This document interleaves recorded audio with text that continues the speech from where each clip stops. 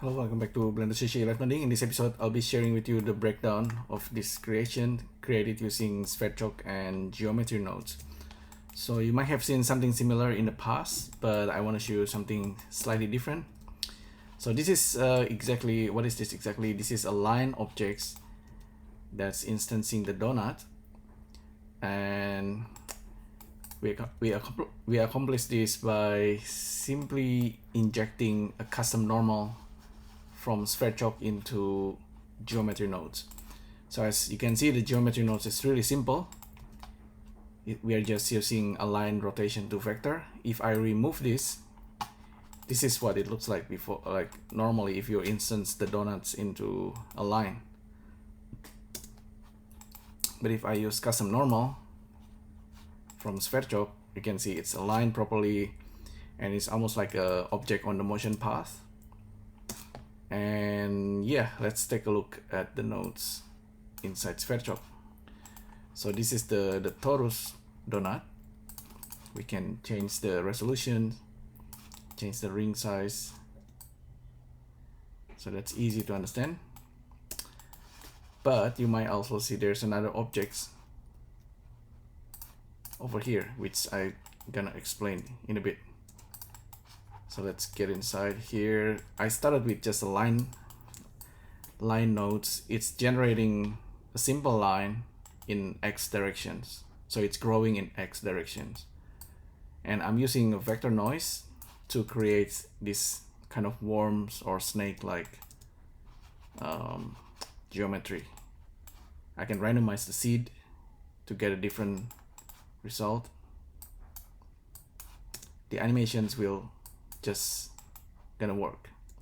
The animation itself is, because we are using vector noise and I'm translating using this transform. So this is translating in the x-axis. So we get these worm animations. If we use the y or the z, we get the different animations. But I'm using time that's been multiplied by 0.1. So we have this worm animation, so that's clear. What's happening next? We have pipe. Okay, I'm using the pipe nodes to get the normal of each point facing. So this pipe has something special about it. So I didn't use curve in this case, but I'm using pipe. By default, pipe actually generates this object. And if I zero this out,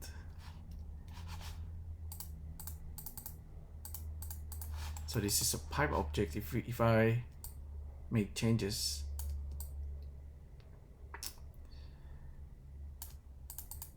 this guy actually generates like a pipe, like a cylinder, a long path.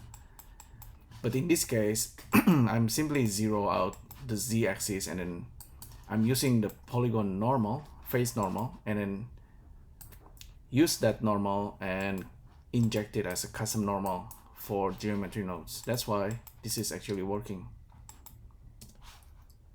So that's becoming like an intermediate objects that we can use with these alpha objects that's using geometry nodes to instance the donut. Without the geometry nodes, it's just simply just line like this. So if we use like a object like monkey head, make it like small, we can hide the monkey head and simply instance it on the line. You can see Susan head is following the line, and the line itself can be modified here. We can increase the line to have more monkey head.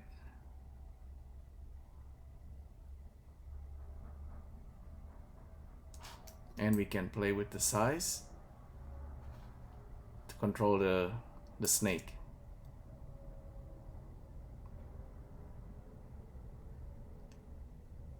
So I think this is pretty interesting setup.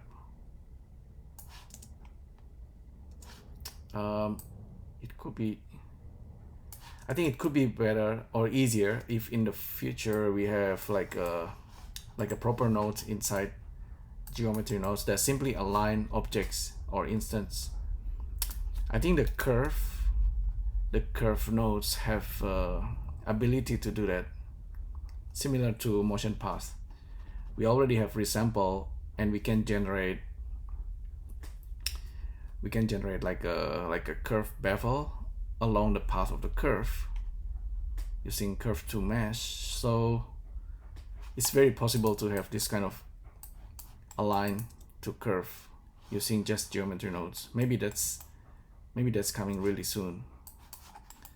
So anyway, I'll give you the blend file, have a bit of play with this. It's really interesting once you understand what's going on. So custom normal, this one, this node is made by Sverchok developer to custom to send or inject like custom normal or custom mesh attribute for geometry nodes. So everything goes into geometry nodes, whether you are using animation nodes or Sverchok or maybe other method, you can inject it here. Once you're done with it, you can just delete and you have this result. The custom normal is still preserved. All right, so hopefully you find this interesting and useful. Thanks again for tuning in, and I'll see you next time. Thank you. Bye.